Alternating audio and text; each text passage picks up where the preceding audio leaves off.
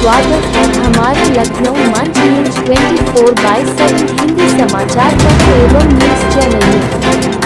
सही खबर, सच्ची खबर। कृपया सब्सक्राइब, लाइक, शेयर, कमेंट जरूर करें। नमस्कार, आप देख रहे हैं लखनऊ मंच न्यूज चैनल से सुनील श्रीवास्तव की रिपोर्ट।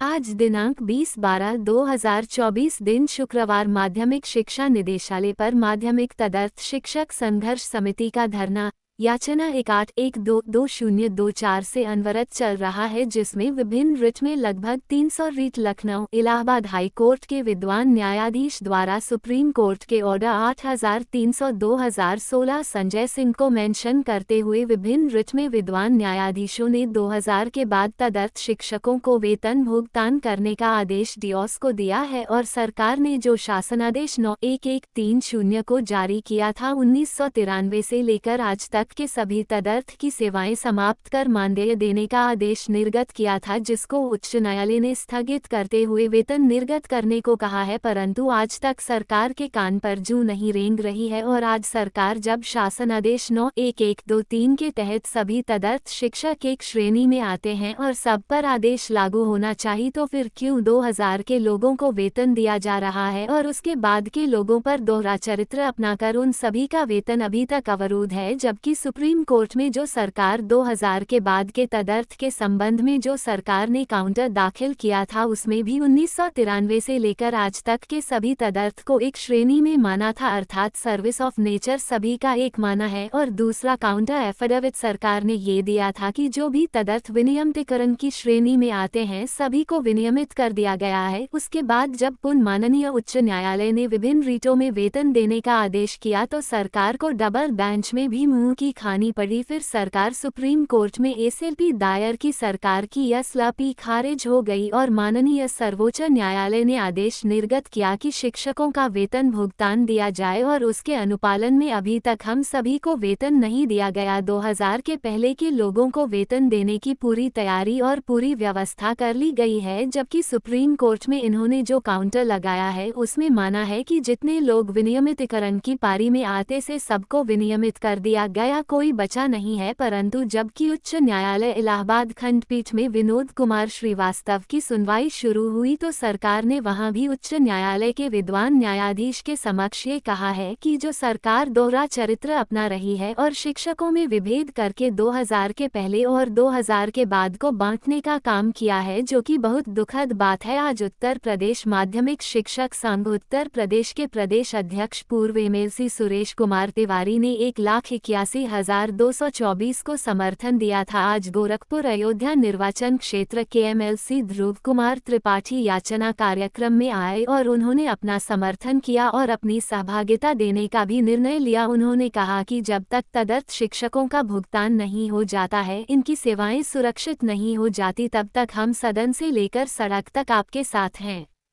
जबकि हमारे माननीय विधान परिषद के सदस्यों से भी मुख्यमंत्री जी ने कहा था कि जो 2000 के पहले वालों को होगा वही 2000 के बाद वालों का भी होगा, जबकि उसके उल्टा हो रहा है। मुख्यमंत्री की बात को भी नहीं मान रहे हैं, बहुत दुर्भाग्यपूर्ण है। आज उसी के क्रम में हम सभी लोग काफी दुखी और व्यथित हैं, मानसिक पीड़ा से गुजर रहे हैं। हमारे कई दर्जन तदर्थ शिक्षक साथी इस वेदना से ग्रसित अपनी जीवन से जंग हारकर भगवान को प्यारे हो गए और आज उनके बच्चे अनाथ हो गए हैं और परिवार की बहुत बुरी दशा हो चुकी है। प्रभात कुमार त्रिपाठी प्रदेशीय महामंत्री ने कहा कि जब तक हमारी मांगें पूरी नहीं होगी तब तक याचना कार्यक्रम चलता रहेगा।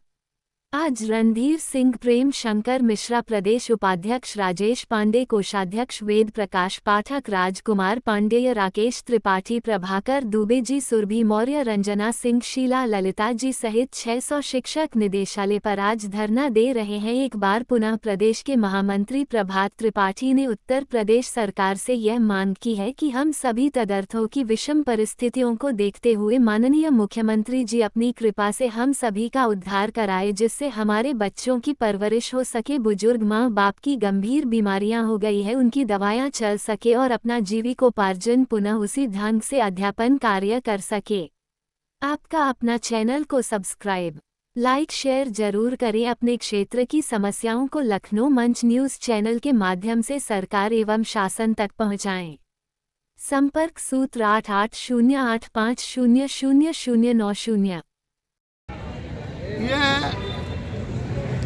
ऐतिहासिक पल है कि जहां इस प्रदेश का शिक्षक, जो समाज का वह व्यक्ति जिसके घर में अभी शिक्षा की लौ नहीं जली है, उनके बच्चों को जो पढ़ाने का काम करते हैं, जो 25 वर्षों से काम कर रहे हैं, उनको इस प्रदेश की सरकार के जिम्मेदार मंत्री आयोग कह रही है। उनका वेतन का भुगतान नहीं हो रहा है।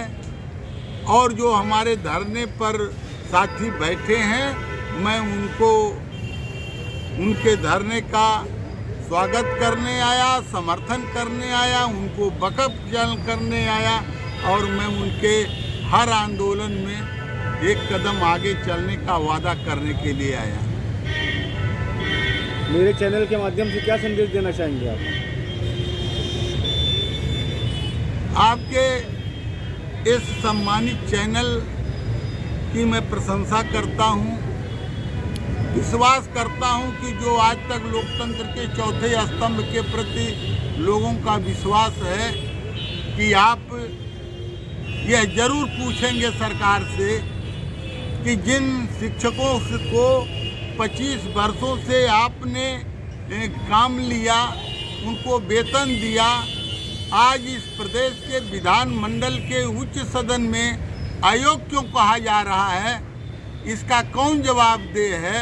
क्या सरकार इसका संज्ञान लेगी, मंत्रिपरिषद लेगी, मुख्यमंत्री लेंगे कि ऐसे शिक्षा 25 वर्षों से उन गरीब परिवारों को, बच्चों को पढ़ाने वाले अयोग्य थे, वेतन भुगतान करने वाले किस आधार पर वेतन भुगतान किए, आज क्यों बाधित कर रहे हैं?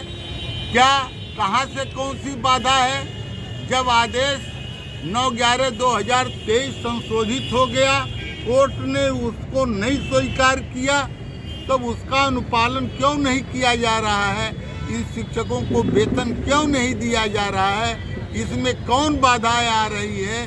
क्या सरकार के गिने चुने अफसरों के बदौलत ही सरकार सत्ता में आई है?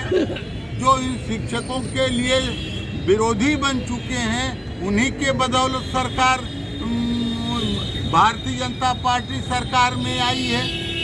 मैं केवल यही आपसे कहना चाहता हूं कि इतने दिनों से आप धरना प्रदर्शन करते चले आ रहे हैं, क्या आपकी बातें सरकार नहीं मान रही है? आप ज्ञापन दे रहे हैं, तो उसके बाद क्या बोलते हैं, वो ज्ञापन लेने के बाद वो आपसे क्या आश्वासन दे रहे हैं? बार बार आश्वासन कौन लेते हैं?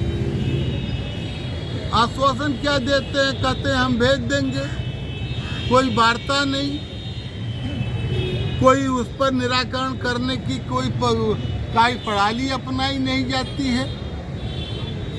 भाई, जब इस प्रदेश में शिक्षकों का सम्मान नहीं होगा, तो वह जो गरीब मजदूर होगा, दलित होगा, उपेक्षित होगा, उसका कितना सम्मान होगा? इसको तो और कोई संज्ञान नहीं दे।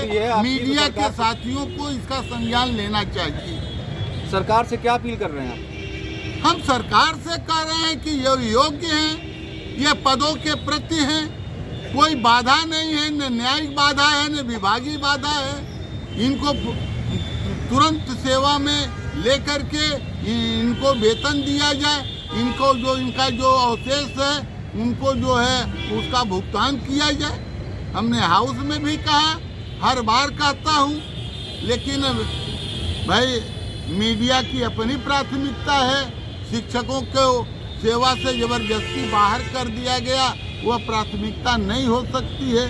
तो अब जिनका जो काम है वह जाने, मैं कोई किसी पर टिप्पणी नहीं करता, लेकिन यह जरूर कहता हूँ कि इस प्रदेश की सरकार को इन तदर्थ शिक्षकों को आयोग कहने का कोई नैतिक अधिकार नहीं।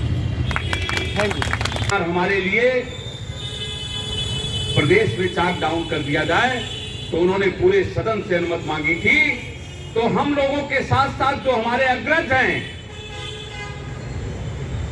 हमारे अभिभावक हैं, वरिष्ठ शिक्षकगण वो भी मौजूद थे, उन्होंने भी हमारी बात को समर्थन किया और हमारे मांगों को उन्होंने समर्थन करते हुए हमको नई ऊर्जा और हमारे जान में जान फूंकने का काम किया है। इसलिए उन सभी शिक्षक समाज के संगठन के मुखिया लोगों को भी हम सभी तदर्थ के साथ उनका भी अभिनंदन वंदन और उनका स्वागत करते हैं। उसके बाद जब सदन में अपनी लड़ाई समाप्त करके आदरणीय एमएलसी साहब जब यहाँ समाज और शिक्षकों के बीच में आए तो और चार चांद लग गया। आपने भी आगाज कर दिया कि चाक डाउन नहीं, अब तो एक आंदोलन की रूपरेखा तय करनी चाहिए। यह आंदोलन निरंतर चलना चाहिए और जेल भरो आंदोलन तक आंदोलन होना चाहिए। इसलिए पुनः आपको फिर से मैं धन्यवाद ज्ञापित करता हूं। इसी तरीके हम लोगों की आदरणीय राजेंद्र सिंह जी, महामंत्री त्रिपाठी जी, शिक्षक साथियों, शिक्षिका बहनें, मीडिया के सम्मानित साथियों, आप सब